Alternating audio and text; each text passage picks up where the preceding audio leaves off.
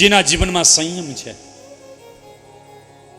એમ કહેવાય છે કે સુખદેવજી શિવા અવતાર છે. મહાદેવજીનો કોઈ અવતાર હોય તો એ શુકરૂપ છે. અને એ શુકરૂપ ભગવાન શિવ સ્વરૂપે પ્રગટ થયા. એટલે પહેલામાં પહેલો એના માટે શબ્દ વાપ્યો છે યમ. यम शब्द का अर्थ होता है संयम. जिनके जीवन में संयम हो, संयम से जियो. સંયમમાં જીવવાને માટે થઈને તમારે ને મારે અપેક્ષાઓ ઘટાડવી પડશે. જેટલું સંયમમાં જીવવું હશે ને એટલી અપેક્ષાઓ ઓછી રાખો. એટલે તો સુખદેવજી જ્યાં જ્યાં પધાર્યા ત્યાં ક્યાંય ગાદલું લઈને નથી ગયા, ગોદડી લઈને ન ગયા, ઓશિકું લઈને ન ગયા. હા કે ના? हमको तो गद्दा भी चाहिए, तकिया भी चाहिए. અને પાછા સંયમોની વાતો કરીએ. મારે બહુ સંયમ. શું કે મારે કે બહુ સંયમ? શેનો સંયમ? ઠાવકું ઓઢવાનું ન જડ્યું હોય તો ધડબડાટી બોલાવીએ. फिर भी कहते संयम. ठहर, जो मिले जहां मिले जैसे मिले. कोक दिन गादी तकिया मिले ने कोक दिन घास पथारी. આ તો પરમાત્માની માયા છે. ક્યાંક સરસ મજાની ગાદીએ મળી જાય અને ક્યાંક નીચે સૂવું પડે. બેયનો એક સરખો આનંદ, એનું નામ સંયમ. गद्दा मिले तो भी सही, नीचे सोना पड़े तो भी सही. हाँ, सुविधा नहीं समाधान. એટલે જેના જીવનમાં સંયમ છે એવા સુખદેવજી માના ઉદરથી જન્મ ધારણ કરીને ચાલે છે, ચાલતા થયા છે. કેવી રીતે? પ્રવ્રજંતમ. પ્રવ્રજંત શબ્દનો અર્થ થાય વ્રજંતમ. વ્રજગતૌ ધાતુ છે. સંસ્કૃતમાં વ્રજગતૌ ધાતુનો મતલબ થાય વ્રજગમને, ચલના. આપણે વ્રજ કહીએ છીએ ને, વૃંદાવનને, શ્રી ગોકુલને. ક્યાં ગયા હતા? કે વ્રજમાં. જે વ્રજ શબ્દ છે એ વ્રજ શબ્દનો અર્થ થાય વ્રજ એટલે ગમન. વ્રજગમને, વ્રજગતૌ, વ્રજચલને. પ્રતિ દિવસ ક્ષણે ક્ષણે નૂતન નૂતન નવું નવું લાગે ને એ શબ્દને કહેવાય વ્રજ. इसलिए जब जब हम वृंदावन जाते हैं, जब जब हम श्री गोकुल जाते हैं, मथुरा जाते हैं, तो कुछ नया नया लगता है. डेवलप में नहीं, भक्ति में. क्यों? इसलिए वो व्रज है. आज सुखदेव जी निकल पड़े. कोने गोतवा? भगवान ने. डर थी नहीं हो, भय थी नहीं, भाव थी. શાસ્ત્ર કહે છે કે જરૂર પડે તો ઘરને પણ છોડી દો. ભક્તિ કરવી હોય ને ઘરને છોડવું હોય તો વાંધો નહીં, પણ ડરથી નહીં, ભયથી નહીં, ભાવથી. આજકાલ લોકો પોતાના ઘરને છોડે છે ભાવથી નહીં, ભયથી. યસિયાનો હવે મારાથી ઘર નહીં હાલે, કંઈક તો બાવો થઈ જાય.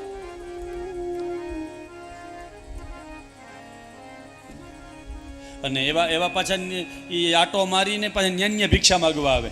પોતાને ઘેરે ભિક્ષા દે તો ઘરવાળીને કેવું કરે કે ઘરમાં ગુડાવ, હવે આવતા રહ્યો, હવે આવતા રહ્યો. તમારા ડેલાની મમતા પણ જો તમારાથી ન છૂટતી હોય તો સાધુતા ન ટકે, ન ટકે, ન ટકે. આ તો મુજે હે કામ ઈશ્વર સે, જગત रूठे तो रूठ न दे. सुखदेव जी નું સ્વરૂપ કેવું કવિ ગાય છે.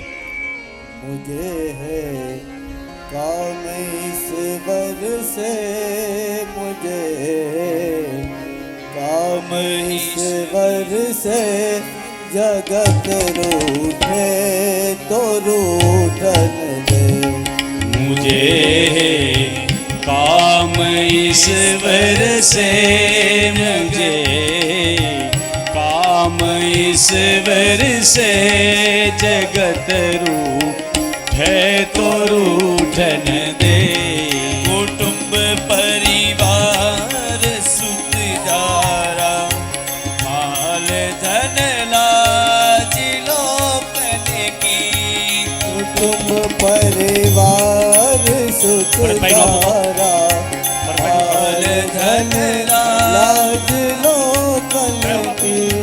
हरि भजन करने में हरि के भजन करने में अगर छूटे तो छूटन दे।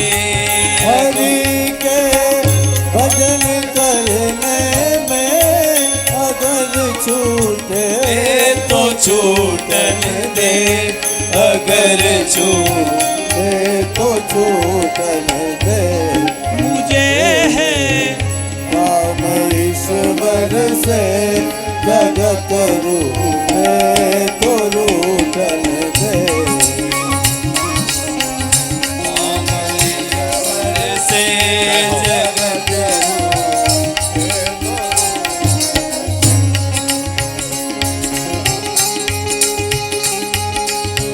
श्री राधे।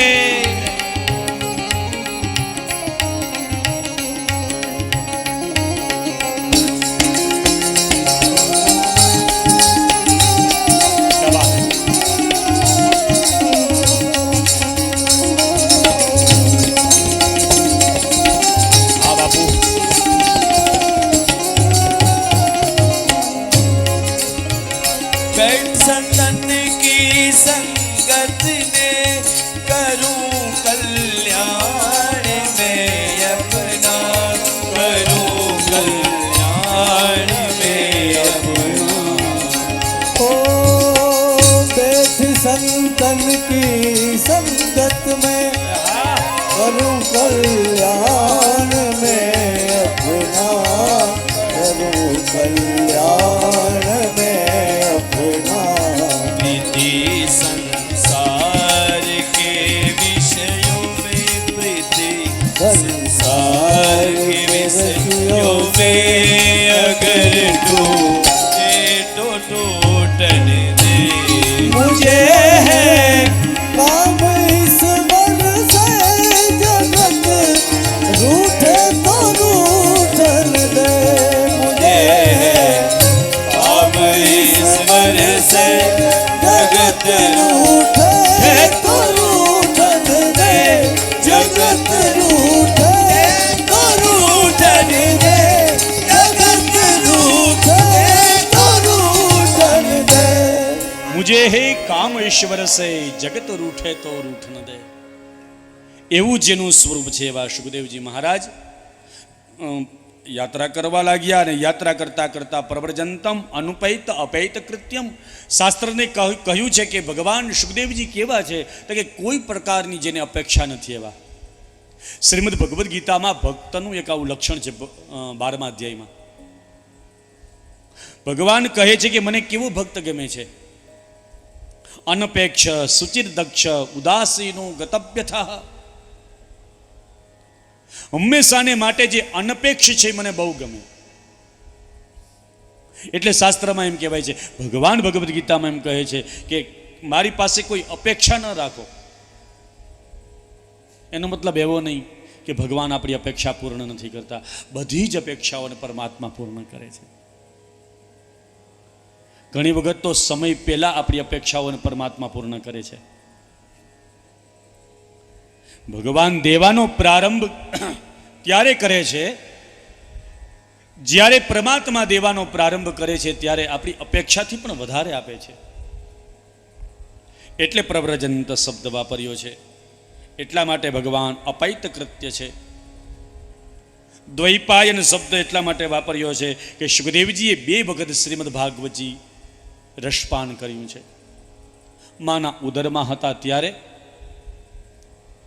અને બીજું ભગવાન સુખદેવજીના સ્વરૂપમાં જ્યારે પ્રગટ થયા ત્યારે શ્રી વેદવ્યાસ મહર્ષિએ શ્રી સુખદેવજીને શ્રીમદ ભાગવતજીનું અધ્યયન કરાવ્યું છે. શુકમ અધ્યાપયામાસઃ. નિવૃત્તિમ નિતરામ મુનિ. સુખદેવજી ભગવાનના વિરહમાં ડૂબેલા છે.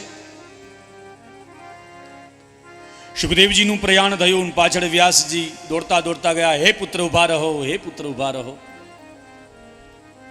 પણ જેને પરમાત્માની પ્રાપ્તિ કરવી હોય, ચાલી નીકળ્યા હોય,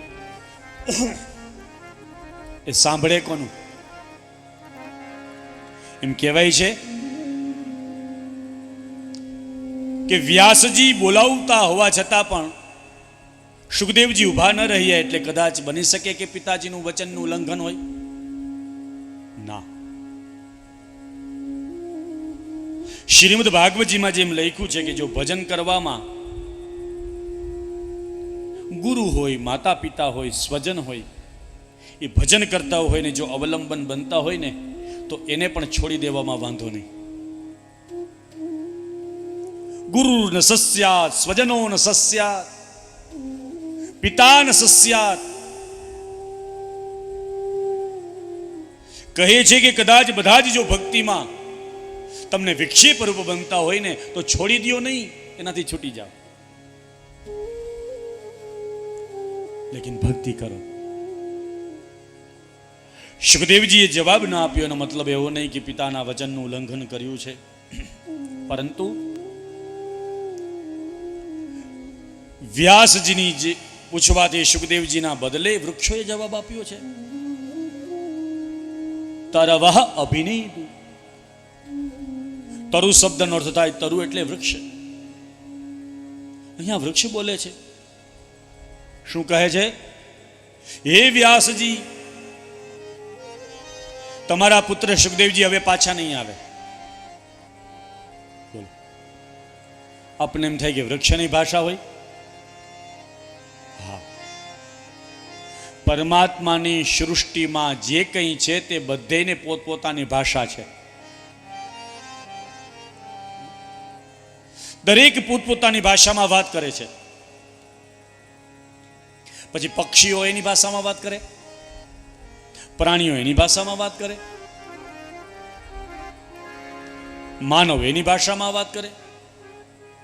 ઘણી વખત એવું બને કે પ્રાણી પ્રાણીની ભાષા સમજી જાય, પક્ષી પક્ષીની ભાષા સમજી જાય, પણ માણસ માણસની ભાષા નથી સમજતો. મુસીબત ત્યાં છે કે માણસ માણસની ભાષા સમજવા તૈયાર નથી. પ્રાણી પ્રાણીની ભાષા સમજી જાય. તમે જોજો, જંગલની અંદર બંને સિંહ અથવા જે કઈ હિંસક પશુઓ છે એ સામ સામે આવી જાય એટલે હુંકાર કરે એટલે ખબર પડી જાય કે મારે હટી જવાનું છે. એટલે એક પ્રાણીની વચ્ચેથી બીજું પ્રાણી હટી જાય છે, રાઈટ? પણ એની સામે માનવ જોવું જો, બાથ ભેળે છે. એટલા માટે કહું છું કે પ્રાણી પ્રાણીની ભાષા સમજે, પક્ષી પક્ષીની ભાષા સમજે. ઘણી વખત માણસ માણસની ભાષા નથી સમજતો, અને એ ભાષા સમજવાને માટે તમારી મારી વચ્ચે ભાગવતી છે. पहचानो, हो सके को हम दूसरे को न पहचान सके, लेकिन भागवत जी कहता है कि कम से कम हम अपने को पहचाने. कस्त्वम कोहम कुत आयात कामे जननी को में तात. मैं कौन हूं, कहां से आया हूं, कहां जाना है. મારા ગુરુજી એમ કહેતા કે દરરોજ સવારમાં ઉઠીને પૂછો, કોણ છું હું, કોણ છું. કસ્ત્વમ, તમે કોણ છો. કોહમ, અને વારંવાર જો આપણી જાતને પૂછશું કોહમ કોહમ, તો એક દિવસ એવો જવાબ તમને ને મને મળશે, સોહમ. मैं वो ही हूं जो परम चैतन्य से बिछड़ा हुआ हूं. मैं अंश हूं, वो मेरा अंशी है. ભગવદ્ ગીતામાં ભગવાને કહ્યું છે, મમે વાંશો જીવ લોકે જીવભૂત સનાતન.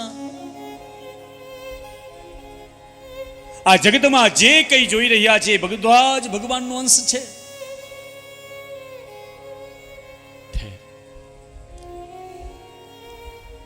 વૃક્ષે એની ભાષામાં જવાબ આપ્યો. પણ મને એવું લાગે છે કે જવાબ વૃક્ષોએ આપ્યો, પણ વ્યાસજી કેમ સમજી ગયા? એટલા માટે વ્યાસજી સમજી ગયા કે વૃક્ષોની વચ્ચે રહેતા હતા.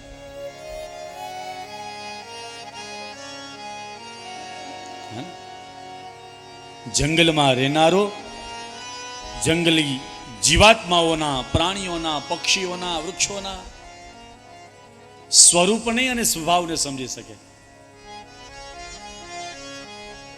પછી તો શુકદેવજીની યાત્રા આગળ ચાલી છે. શુકદેવજી પરમાત્માને શોધવા માટે નીકળે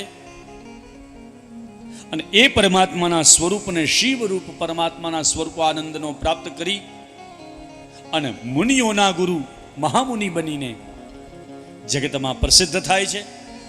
આવા શુકરૂપ ભગવાન શ્રી મહાદેવજીના રૂપમાં રહેલા શુકદેવજીને અમારા પ્રણામ. પહેલા શ્લોકમાં કૃષ્ણની વંદના, બીજા શ્લોકમાં કૃષ્ણને ગાનારા શ્રી શુકદેવજીની વંદના, અને પછી કથાના પ્રારંભમાં કહ્યું કે આ કથા ચાલે છે નૈમિષારણ્યમાં. એક કથા ચાલે છે ગંગાજીના કિનારે શુકતાલમાં, બીજી કથા ચાલે છે बद्रिकाश्रम व्यासाश्रम में. कितने कितने लोग गए हैं बद्रिकाश्रम? अच्छा, હવે તો બહુ સરળ થઈ ગયું છે. ભગવત કૃપાથી બદ્રીનારાયણના દર્શન કરવા હવે સહેલા થઈ ગયા. પહેલે તો બહુ કઠિન થા. માને ખબર છે, હું બહુ નાનો હતો ને પછી મા પાસે આવતો ને જ્યારે જ્યારે મારે બહુ લાંબી કોઈ યાત્રા કરવાની હોય ને તો હું માની યાજ્ઞા લઈને જતો. માને એમ કહું કે માં આ વખતે મારે બદ્રીનાથ જવું છે, 4 ધામ કરવી છે. અને માના આશીર્વાદ મળે એટલે 4 ધામ થઈ જાય. કઠિનમાં કઠિન સમયમાં, આજથી 17 વર્ષ પહેલા, દિનેશ 17 વર્ષ પહેલા મેં એક વખત 4 ધામ યાત્રા કરીને માના આશીર્વાદથી પૂર્ણ થઈ. ગંગોત્રી, યમનોત્રી, બદ્રી, કેદાર. ઠાકોરજીએ કૃપા કરી બદ્રીનાથજીના દર્શન કરીને આવું એટલે વળી પાછો મા પાસે આવું, માના આશીર્વાદ લઉં. મા તમારા કૃપાથી સરસ મજાની યાત્રા થઈ ગઈ. હા, કથા ચાલે છે શુકતાલમાં, કથા ચાલે છે નૈમિષારણ્યમાં, કથા ચાલે છે બદ્રીનાથમાં, કથા ચાલે છે દ્વારિકામાં.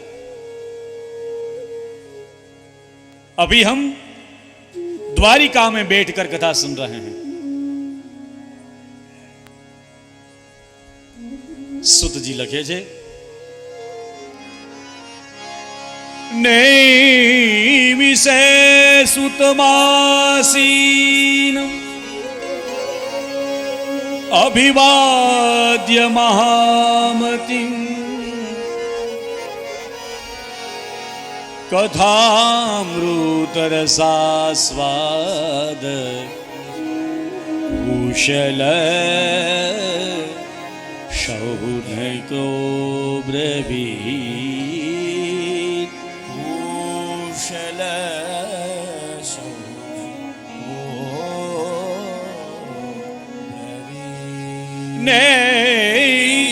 नैमिषे सुतमासीन अभिवाद्य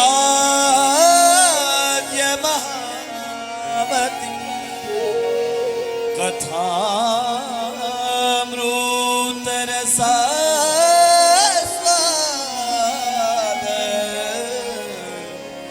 कुशल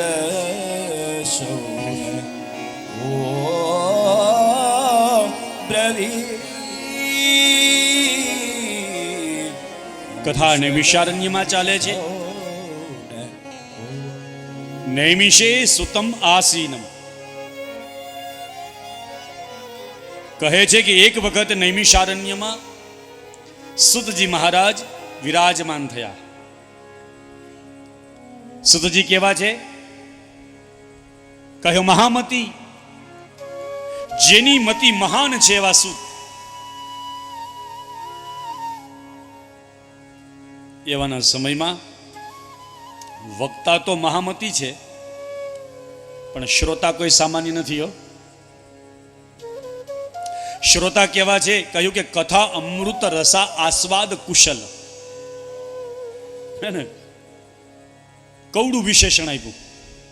કથારૂપી અમૃતનો આસ્વાદ લેવામાં કુશળ છે એવા શૌનક. કથા તો મધુર જ હોય, ભગવાનની કથા મધુર જ હોય, ભગવાનની કથા સુંદર હોય. હા ને? જેમ ભગવાન સુંદર છે એમ ભગવાનની કથા એ સુંદર છે. જો ભગવાન સુંદર હોય, ભગવાનની કથા સુંદર હોય, તો ભગવાનની કથા ગાનારા પણ એટલા જ સુંદર હોય. સ્વરૂપથી નહીં હો, સ્વભાવથી. જો ભગવાનની કથા ગાનારા સુંદર હોય તો કથા સાંભળનારા કેટલા સુંદર હશે. એટલે કહ્યું કે સુનને વાલે ભી આસ્વાદ લેને में कुशल है. રેશમાબેન, આપણા કિચનની સેવા કોને સોંપાય? કાયમ વ્રત રાખતું હોય એને, કે આખા દિવસમાં 5 વાર ખાતું હોય એને?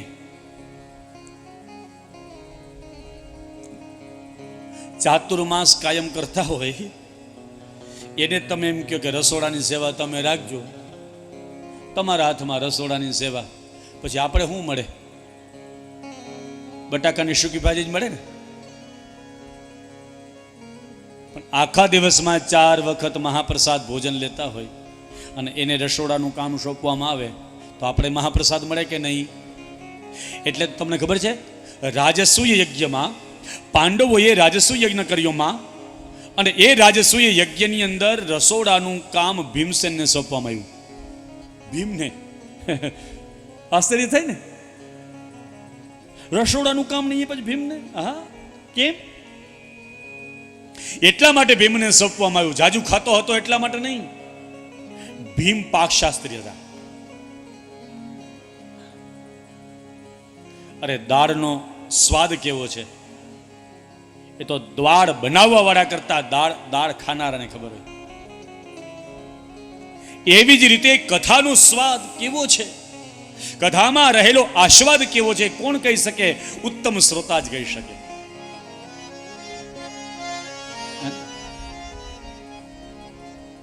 શ્રોતાની પાત્રતા કદાચ વક્તા નક્કી કરતા હશે, પણ વક્તાની પાત્રતા કોણ નક્કી કરતું હશે? શ્રોતા જ ને. એટલા માટે, કારણ કે આસ્વાદ લેવામાં કુશળ છે. કથામૃત રસાસ્વાદ કુશલ શૌनको.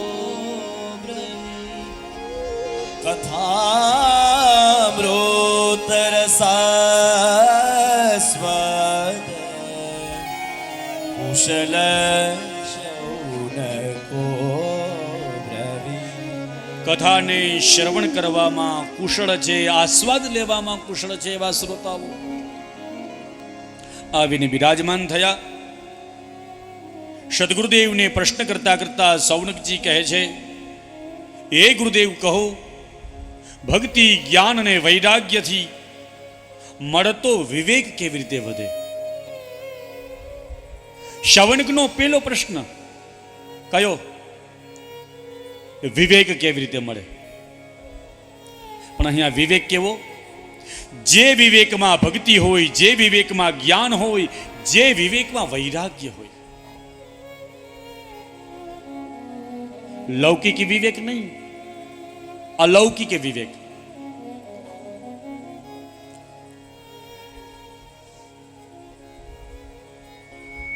આજકાલ વિવેક પણ જોઈને થાય.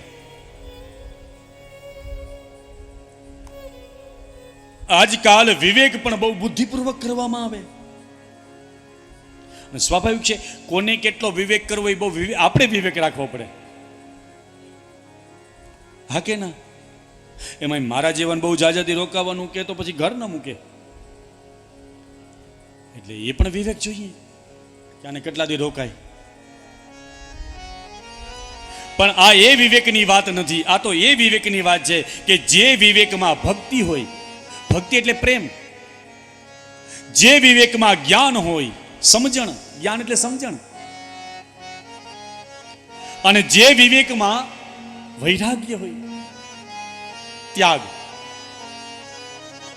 વૈરાગ્યનો એક અર્થ થાય ત્યાગ, છોડો. કેવી રીતે મળે?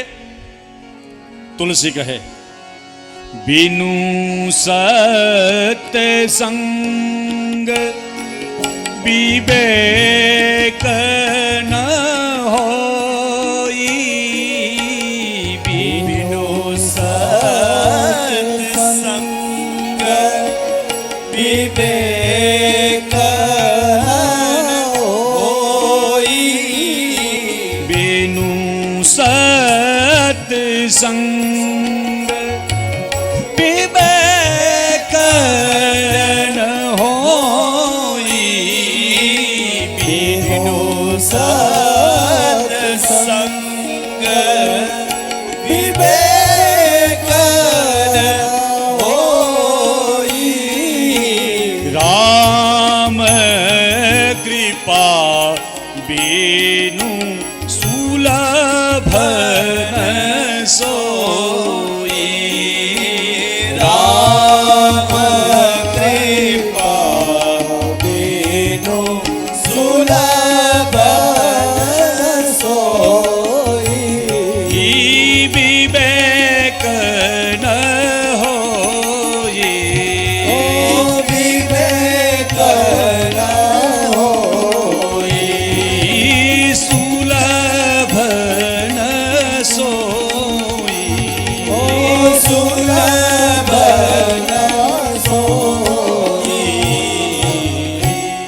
તુલસીદાસ કહે છે, બિનુ સત્સંગ વિવેક ન હોઈ, રામ કૃપા બિનુ સુલભ ન સોઈ. વિવેક કેવી રીતે મળે?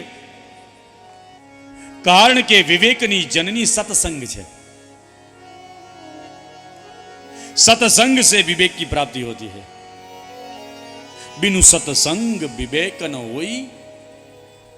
પણ સત્સંગ ક્યારે મળે? કૃપા કોની? રામની કૃપા થાય, દ્વારકાનાથજીની કૃપા થાય ને તો સત્સંગ કરવા મળે. આપણને બધાને એમ નથી લાગતું કે આપણે ભાગ્યવાન છીએ, કે આપણે બેઠા બેઠા કથા સાંભળીએ છીએ, કૃષ્ણને સાંભળીએ છીએ, એટલે મને એમ લાગે છે કે આનાથી વધારે ભાગ્યવાન હોય કોણ? હા કે ના? हम भाग्यशाली हैं, हम धन्य हैं कि हम कथा सुन रहे हैं. ध्यान देना, वही मनुष्य जीवन का उत्तम लक्ष्य है. कथा मिले और कृष्ण मिले.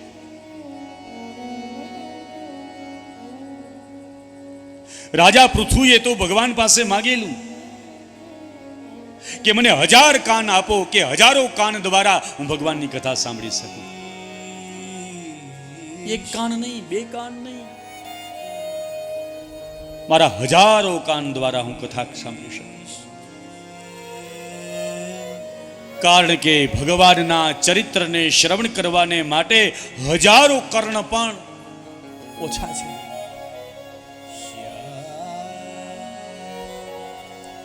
તો જે વિવેકમાં ભક્તિ હોય, જે વિવેકમાં જ્ઞાન હોય, જે વિવેકમાં વૈરાગ્ય હોય, આવો વિવેક મળે. બીજો પ્રશ્ન કર્યો છે, માયા અને મોહમાંથી વૈષ્ણવો કેવી રીતે છૂટી શકે? કારણ કે જગત અને જગતના લોકો માયા અને મોહમાં ફસાયેલા છે. અને આ જગતના લોકોને માયા અને મોહમાંથી છૂટવા માટેનું સાધન કયું? માયા કે બંધનો સે मुक्ति में कैसे पाऊं? બીજો પ્રશ્ન થયો છે, માયા અને મોહમાંથી છૂટવાને માટેનું સાધન. અઘરામાં ગુરુઓ બોલાય છે કે હવે મને જરાય મોહ નથી, હવે મને જરાય મોહ નથી. મોહ નથી પણ શેમાં? મોહનમાં. બાકી બધામાં મોહ જ ભર્યો છે. माया के बंधनों से मुक्ति में कैसे पाऊं, प्रभु मुझे बता दो, मुझे बता चरणों में कैसे प्रभु मुझे बताओ चरणों में कैसे आऊं, प्रभु मुझे बताओ चरणों में कैसे आऊं, प्रभु मुझे बताओ चरणों में कैसे बंधनों से मैं मुक्ति कैसे पाऊं, माया के बंधनों से मैं मुक्ति कैसे पाऊं, प्रभु तुम मुझे बताओ, न जानो कोई पूजन अज्ञानी हूँ मैं भगवन, न जानो कोई पूजन अज्ञान हूँ मैं भगवन, न जानो कोई पूजन अज्ञानी हूँ मैं भगवन, न जानो कोई पूजन अज्ञान में भगवन, करना कृपा दयालु, करना कृपा दयालु, इसे कैसे मैं दिखाऊं, प्रभु तुम मुझे बताओ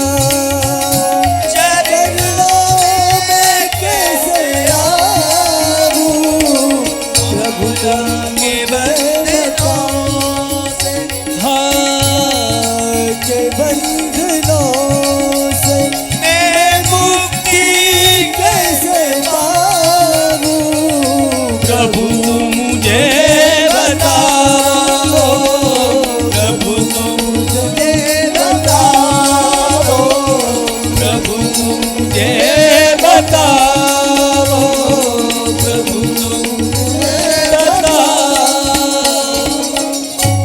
प्रभु मुझे बताओ मुक्ति में कैसे पाऊं, माया के बंधनों से मुक्ति में कैसे पाऊं. એટલા માટે બીજો પ્રશ્ન થયો છે, માયા મોહ નિરાસશ્ચ વૈષ્ણવી ક્રિયતે કથમ. કારણ કે એમ કહેવાય છે કે વૈષ્ણવોને અને જીવ માત્રને મોહ અને માયા બહુ પકડે. માયા શબ્દનો અર્થ થાય બેન, મા માટે મા એટલે કે મારું, યા એટલે જે મારું નથી છતાં પણ જેને પકડવાને માટે દોડીએ છીએ નામ માયા. मेरा नहीं है फिर भी हम दौड़ रहे हैं, मारू मारू. ठहर, આ તો બધાયને છે, બધા પકડે છે. શ્રીમદ ભાગવતકાર કહે છે કે માયા અને મોહમાંથી કેવી રીતે છૂટી શકાય તે કહો. ત્રીજો પ્રશ્ન થયો, ઘોર કલિકાળની અંદર જીવ જ્યારે આસુરી વૃત્તિને પામ્યો છે ત્યારે ક્લેશ અને આક્રાંતમાંથી છૂટવાને માટેનું સાધન કયું? સ્વાભાવિક છે, જેમ જેમ યુગ પરિવર્તન થાય તે દરેક યુગ પરિવર્તનની અંદર જીવ ઉપર સ્વભાવ અલગ અલગ હોય. સત્યમાં અલગ સ્વભાવ, ત્રેતામાં અલગ સ્વભાવ, દ્વાપરમાં અલગ સ્વભાવ અને કલીમાં તો હાવ પાછો અલગ સ્વભાવ.